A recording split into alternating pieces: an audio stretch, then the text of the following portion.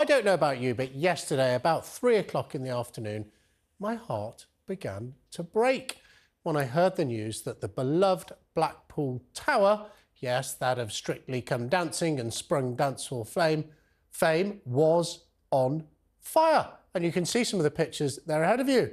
But, my friends, don't worry, Blackpool Tower is safe, because it turned out to be somewhat of a false alarm. And I'm joined by TalkTV correspondent Holly Hudson here in the studio, who's going to tell us a bit about it. All our hearts can be unbroken now that Blackpool Tower is safe, Holly. Yes, exactly. You can rest easy. I mean, this is just a story, isn't it, really? So strange that it really befits this strange period in between Christmas and New Year. As you said there, you know, around 3 p.m. yesterday, panic in the newsroom, the iconic Blackpool Tower, this icon of the North, this landmark, one of Britain's best known, is on fire.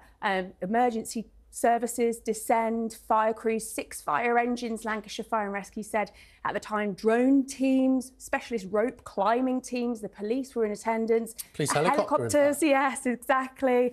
People were evacuated. One of my favourite things as well, people said they reported that they smelt smoke, even though many people pointed out on social media, actually, if you look at the pictures, one of the biggest giveaways is there's no smoke from the top of the eye where the fire was meant to be.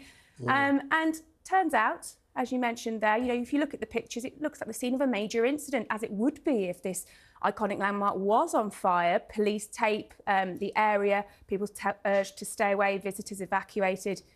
Turns out it wasn't a major incident at all. It was, in fact, orange netting blowing in the wind. Now, I'm just going to read you a couple of statements out here because I can't help but feel for the press officers that had to send these out. Media Entertainments, which runs the tower, said, our well-rehearsed emergency procedures were implemented and we can confirm that what looked like a fire from a distance was in fact lights on a reflective netting surface at the top of the tower. No smoke was reported, but an investigation was carried out as a standard procedure. The surrounding area was evacuated and the police, Lancashire Police Chief Superintendent Karen Edwards said, the top of the tower is currently closed for renovation and difficult to access. Our helicopter was flown over the tower and there is no fire. Now, a man was arrested yesterday. Lancashire Police confirmed a man was arrested on suspicion of breaching the peace and taken into custody. Now, I've reached out to them for an update on that this morning, Jake, and they say a 43-year-old man who was arrested yesterday has been given a community resolution and detained under the Mental Health Act. It's not entirely clear what his involvement, his link to this incident was, but because this arrest was made for a breach of the peace, because the orange netting was orange, there was speculation sparked that this might have been Just Stop Oil. They might have been behind this. As we know, the environmental protest group have carried out a number of stunts using their flagship orange. So I reached out to them to find out if it was, and they got back to me and simply said, we weren't behind this, but we wish we were. Well, why? It makes you wonder what's going to happen at the next Lib Dem conference. If every time someone sees a flutter of orange, they're calling the fire brigade. It'll be the most interest there's been in a Lib Dem conference for about 30 years. Just a couple more points there. I read in the paper there were scenes of chaos. You've described it really well with all of these fire engines there. But isn't also this a little bit about hysteria and social media? Like people who saw that, and I started to saw it broken here on TalkTV actually around 3 o'clock, and then in national newspapers. I did look and think, where is all the smoke? But as you say, there's this sort of like a false memory. Oh, I can smell the smoke. I can smell the smoke.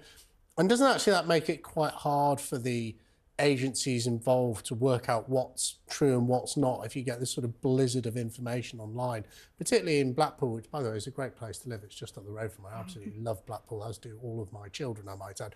But particularly in Blackpool, which would be really busy at this time of year. Yeah, exactly. And these were reports from concerned members of the public that the emergency services were responding to, that even staff in Blackpool Tower were responding to. And as you mentioned there, you know, this is a classic case of social media as well, sort of whipping up the storm and making things potentially, in some cases, worse, and very difficult, of course, for emergency services to really verify what has happened, and of course for journalists as well, for ourselves. I'm just going to read out one of my favourite tweets, because people are starting to see the funny side of this now. Just wanted to read you one of my favourite posts I saw. Someone calling the fire brigade for some orange netting on Blackpool Tower is peak UK.